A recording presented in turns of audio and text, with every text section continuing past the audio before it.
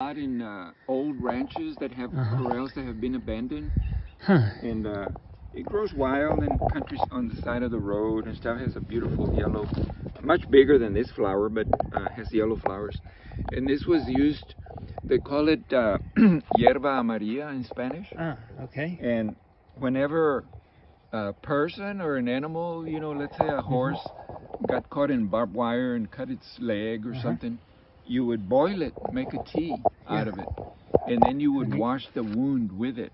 And it's like an antiseptic. It would kill the germs, and it would keep the cut fresh in humans and in animals. You know, I remember as a little kid when we would get cuts, there was our like alcohol or hydrogen peroxide. There was the calpendate. Okay, what is this right here? This is the one that's used for amoebic dysentery. And what is it called? It's called old thorn goat bush in English. Okay. What did you call it in Spanish? And it's called Amargoso or Amargosa in the United States. In Mexico, they know it as Besberinda. And it has lots of thorns. It has thorns on thorns. If you can see, like this one is a very long thorn, and it has another thorn coming out of it. And those tiny little leaves, and it's extremely bitter. But you would cut it in little pieces. Normally you would cut a big piece and look for a log or something, take a machete and cut it in smaller pieces, like an inch in size. Thorns, leaves, everything. And use about a heaping handful of the plant to about 3 cups of water. You boil it, and then you let it cool because it's very bitter. You let it cool, you pour it into a glass, and you hold your nose and chug it down. I mean, you drink it because it's very, very bitter. And this is one of the plants, less than 1% of the native plants have been studied to see if they work. This one has been studied to get rid of amoebas.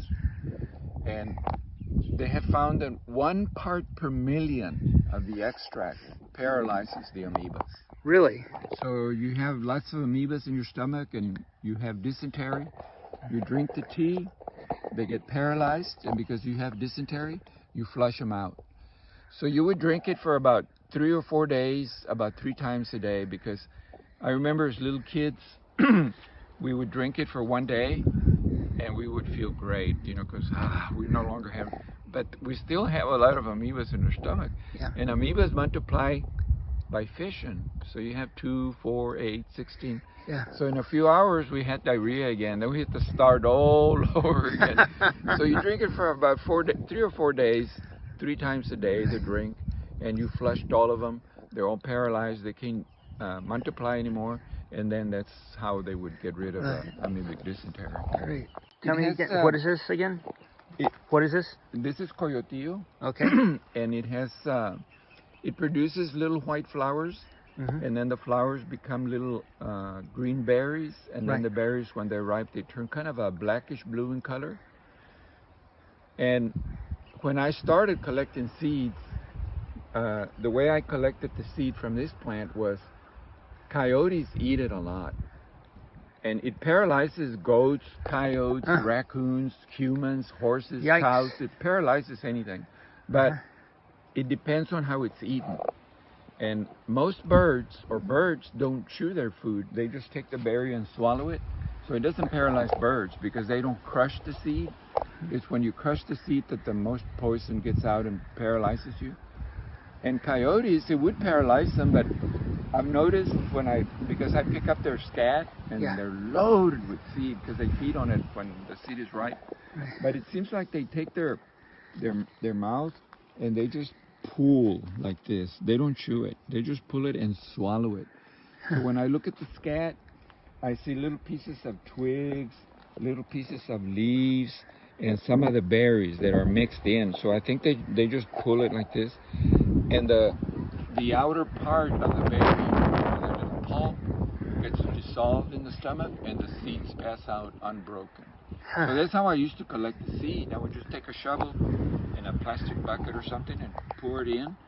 Then I bring it to my nursery. I have a screen. I put it all in there, put a nozzle on my water hose, rinse them out, and plant them.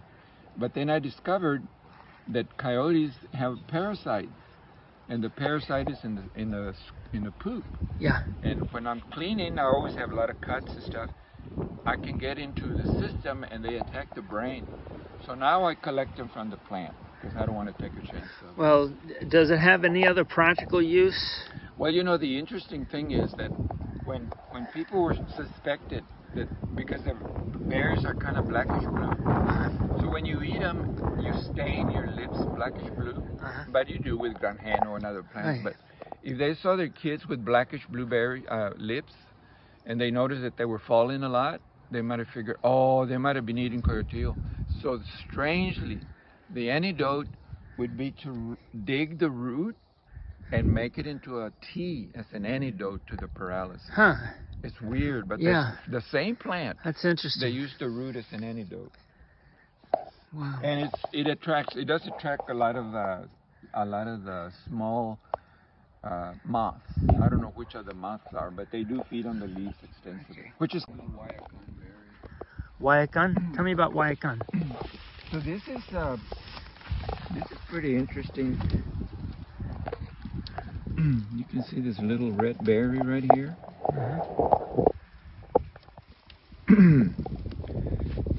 So this is the little seed, and the birds are attracted by the color? Yeah, like, you know, that's why hummingbirds, you put red liquid on it because they're attracted to the flowering, the reds and the yellow flowers. They attract lots of birds. A lot of the orioles and hummingbirds and a lot of the other birds, the tunas. That's why they're reddish in color. They attract a lot of the mockingbirds and thrashers.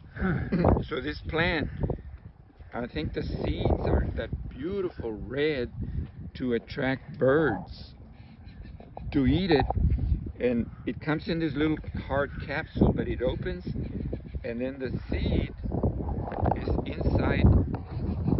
So that is the seed, that black seed, and it's very hard. It's like an ebony seed. So that seed is very hard to germinate because I think it's designed, it falls on the ground after the bird feeds on it, and then it must have a waxy layer around it that melts maybe at 140 or so degrees. Okay. So in the summer, when it's 100 degrees air temperature, the soil might be 120, 130, 140. I think that waxy layer starts to melt, and then in a good rain, then it sprouts and creates this beautiful, a lot of people call it the Mexican Christmas tree because it kind of resembles a pine tree. You know, it's got small, very green leaves. This is an evergreen, like a pine tree, so it's always green. So normally, poor Mexican families that would come over here, including ourselves, around Christmas, well, who's going to buy a pine tree for a Christmas tree? So my parent or somebody would go out of the brush and find a nice guajillo, and we would decorate it as a Christmas tree. But one of the main uses that ranchers and farmers and people had for this plant was that the wood is very hard. It's one of the hardest woods that we have. So they used it like if they had a machete and the handle broke, they would carve wood from this plant. It looks like mahogany, and it has oil in it. It's slightly oily. So they would make handles for knives, for machetes, maybe for their gun. Maybe the handle broke, so they made it out of Guayacán. And the more you would touch it, the more it would bring out that fine oil, and it would look like it was varnished. Wow. It have a really nice satin shine to it. And an interesting thing about this plant was during the First World War.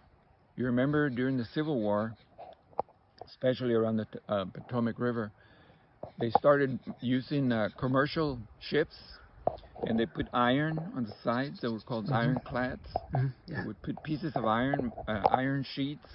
They would put a cannon, and then they would go in the Potomac River, and then they would shoot at the enemy, and the enemy would shoot at us. But we were using ships at the Civil War. So at the end of the Civil War, people decided, you know, that was a pretty good idea So then they started building metal ships, the Navy. Right. And in the World War I, we had large ships. We could go in the ocean and fight battles. But there was a problem because the gun turret, the ship was all made out of metal. And when they moved the turret, you know, there's a ship over here, they load it and shoot. And then there's another one over here, they move it, they load it and shoot. All this movement would create static electricity. And when the guys were loading the powder onto the cannon, there would be a spark, and a lot of them would get killed from the explosion. Yeah. So somebody suggested, why not take Guayacan wood, which is very hard, and remove the gun turret and replace the ball bearings with bearings. I remember you telling me about made that. Out of Yeah, wood. I remember that. Or replace the little channel that guides all the steel balls. Make that out of Guayacan wood, either one, and then put the turret, and it would insulate it.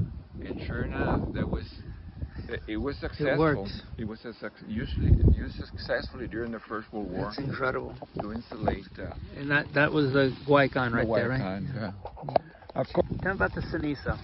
So this is Texas silver sage, or cenizo, and they also call it a barometer plant because they say that a few days before it rains, it blooms. So you can use it as a barometer. Is it going to rain or not? If it's blooming, it's probably going to rain. So they call it a barometer plant. Well, it's been raining today, hasn't it? Yeah. So one of the things that as far as the usefulness of it was that whenever people caught a cold, you know, usually around this time of year, we're kind of summer's almost over, we'll start getting little rains. The hurricane season will start coming in, cold fronts come in. A lot of times the cold front come in with rain. So imagine there'd be vaqueros out in the brush doing their collecting their cows or fixing fences, doing their daily chores. And then a cold front comes in and it has rain, and they get caught in the rain and the cold. By the time they get to camp late in the day, they caught a cold. They've got a lot of sinus congestion and cough. Well, they would take the leaves like this, and they would pull it, just pull like this. They would just pull the leaves, and they would use like one whole handful. It was pretty much the same recipe. One handful full of leaves, about 3 cups of water. You boil it into a tea, and this one you would drink while it was nice and hot, and it would be a remedy for sinus congestion. Tony had one winter, she had a cold or flu. She had a lot of sinus congestion, and she was working in McAllen, and she would call me and she said, I'm leaving the office. Normally it would take about an hour, 15 minutes. So I would wait about a half hour or so, and then I would go and make her that what is that called? Terraflu? Terraflu, yeah, Terraflu. So I would make her some Terraflu. When she would get here, the tea would be nice and hot. She could drink it and maybe she could rest. And after about 3 days, I thought, my people didn't use Terraflu, they used cenizo. Yeah. So I'm going to use cenizo. So that day, and it worked a lot better. I made her cenizo, and in the morning, she called me from work, and she said, last night was the first night where I could sleep and breathe. The cenizo cleared my sinuses. Yeah. So some of these remedies are pretty old. They've been passed on from generation, but they work. They really work. Yeah, they do work. Get a little bonus of really beautiful flowers. Yeah.